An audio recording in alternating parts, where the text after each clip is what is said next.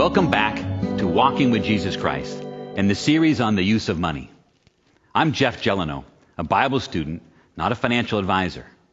Our goal is to learn the mindset that the Bible teaches us about how we should use the money that God has given us. We learn that it's not our money. It really is God's.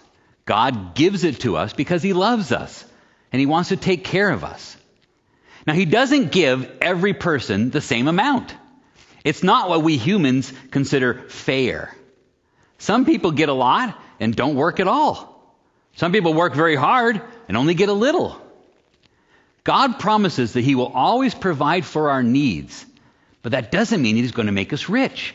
Even if we're righteous, that doesn't guarantee riches. God mainly wants us to stop thinking about money so much. God wants us to fill our minds with holy things, with important things, with lofty things, with spiritual things. Now, one of the first benefits that comes from this proper perspective on money is that we start to become more generous. If we truly see that it's not our money, it's God's money that He's given us to provide for our needs, and if we have faith that He's going to continue to provide for us, then you start to feel a little less connected to the money and a little more willing to share it with others. Being generous with what we have is our next topic. So let's jump right into the topic by looking at what David says. David understood how God views money. Look what David says in Psalm 37, verse 21. The wicked borrows but does not pay back, but the righteous is generous and gives. I love this perfect contradiction between these two people. One person borrows from another and purposely decides not to repay that debt, hurting the other person, while someone else gives what he already has, what he's earned, to another person, helping them. God doesn't want us to be so focused on building up more and more wealth that we start to do ungodly things in order to do so. God wants us to be generous. Remember, it's not your money to begin with. Give some away to someone else who needs some help. Don't wait until you're forced to give. Give willingly, not by compulsion. Give freely. But that doesn't mean He wants us to show off by how generous and righteous we are. Look what Jesus says in Matthew 6, verses 1 through 4. Beware of practicing your righteousness before other people in order to be seen by them. For then you will have no reward from your Father who's in heaven. Thus, when you give to the needy, sound no trumpet before you as the hypocrites do in the synagogues and in the streets, that they may be praised by others. Truly I say to you, they have received their reward. Look at verse 3. But when you give to the needy, do not let your left hand know what your right hand is doing, so that your giving may be in secret, and your Father who sees in secret will reward you. Now I know, I just made it harder. As if it wasn't already hard enough to be generous, now Christ wants to make sure we're doing it all for the right reasons. Christ wants to make sure that we aren't being generous just so that we can get recognition as being a generous person. Christ wants us to be discreet about how we deal with others. He says, don't let your left hand know what your right hand is doing. Now, I think there's two benefits to Jesus' teaching here. Not only does it help us base our faith on God, who sees in secret, but also helps the person that we're giving to. Because, it's very hard to accept charity from others. So Christ wants us to be discreet and quiet when we reach out to give to others. God is a loving and generous God, and He's been teaching us to be the same as Him. And this message has continued from the beginning of time. The law of God that Moses shared with the people of Israel also spoke about generosity. We read in Deuteronomy chapter 15, verses 7 to 8, if any among you, one of your brothers, should become poor, in any of your towns within your land that the Lord your God is giving you, you shall not harden your heart or shut your hand against your poor brother. But you shall open your hand to him and lend him sufficient for his need, whatever it may be. I think we can get some good advice from this Old Testament law to apply to our lives today as well. Don't harden your heart. Don't shut your hand. If you come across someone who needs help, don't convince yourself that they don't really need your help, that they're doing fine. Harden your heart is an old phrase that means you make yourself stop feeling friendly towards someone. You make yourself stop feeling kind toward them. When you harden your heart, you often try to remind yourself or convince yourself that they're responsible for their own actions. They probably made some bad decisions that got them where they are today. You don't need to help them. That's what hardening your heart means.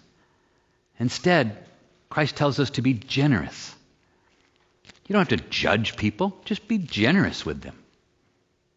There's a great parable that Jesus taught that includes both sides of this lesson. Let's take a look at it in Mark chapter 12, verses 41 to 44.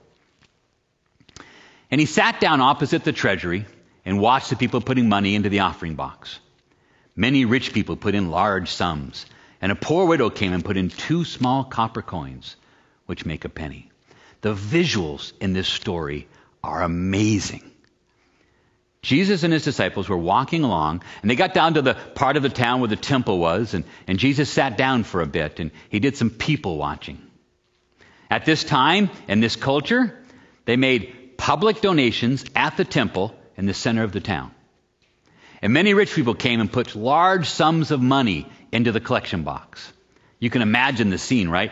Long, silky, colorful robes, immaculate hair, perfect makeup, great jewelry. And they come walking stately up to the front, making sure that everyone is watching. And there's no checkbooks or credit cards in those days. So you see them carrying heavy bags of gold coins up to the box. And you hear it as they drop heavy gold coin after heavy gold coin into the box. Thunk, thunk. And then up shuffles a poor old widow. Skinny, dusty, dirty, ragged old clothes. She's not an important person in anybody's eyes. She kind of quietly sneaks up there when no one is looking, hoping that no one will notice her. Tink, tink. She drops 2 half pennies into the box. So small and insignificant, you didn't even notice it. But Jesus notices. Look what he says in the next verse, Mark 12, verse 43 to 44. And he called his disciples to him and said to them, "Truly I say to you, this poor widow has put in more than all those who are contributing to the offering box. For they all contributed out of their abundance, but she out of her poverty has put in everything that she had, all she had to live on." Being generous is not a factor of how much money you have. It's a factor of how much you want to obey God, how much you want to do what's good and what's right. Warren Buffett pledged to donate at his death $37 billion to the Gates Foundation, the largest donation ever recorded. Warren Buffett has $70 billion. He's giving away about half, and that's great. But the widow gave everything. Now sure, she only gave away 1 penny, but that 1 penny was all that she had. What an incredible lesson for us. Now, I want to be clear. Jesus isn't asking you to give away all that you have to live on, like the widow did, but it's the attitude that Jesus wants us to learn. The spiritual mindset of realizing that this money we have is not ours anyways. It's God's. And what would please God more than for us to be generous with His money? Do you even have the love of God in you if you don't? Look what John wrote in 1 John 3, verse 17. But if anyone has the world's goods and sees his brother in need, yet closes his heart against him, how does God's love abide in him? That's a sobering thought for us to close with. In the next session in Walking with Jesus Christ, on the topic of the use of money, we're going to look at what the root of all evil really means. So find the session called The Love of Money, and we'll talk some more.